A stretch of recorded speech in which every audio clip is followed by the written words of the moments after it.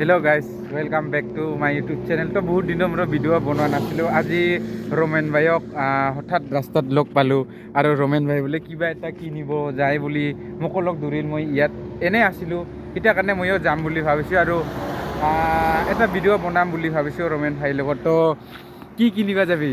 আজি বিশেষ এটা বস্তু কিনিব যাম, চ' আপোনালোকক দেখুৱাই থাকিম আৰু তাতে লগ পাই পিনে দেখাই পাইছোঁ। আৰু আপোনালোকে ইয়াক মানে ছাপোৰ্ট কৰিব, ই মোক মানে চেনেলটো খুলি দিছিলে আৰু এতিয়া একেলগে ভিডিঅ' বনাম বুলি ভাবিছোঁ।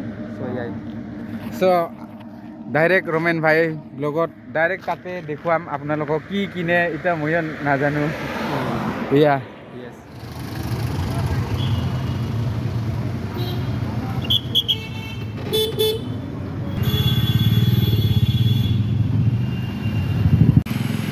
দেখো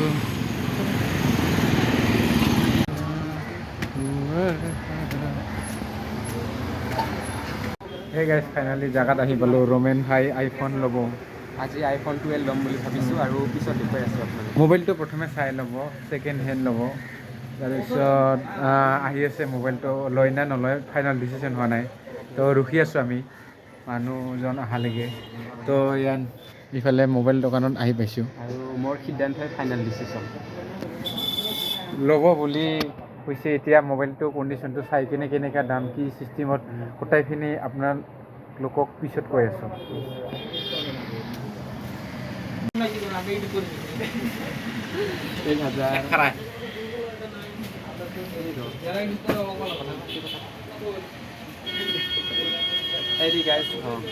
ৰমেন ৰাভা মোবাইল এই আইফোন মোবাইল আজি ল'ব আহিছে। তো কেনেকৈ লাগছে? চট না বানালে তোমাৰ চট নাই।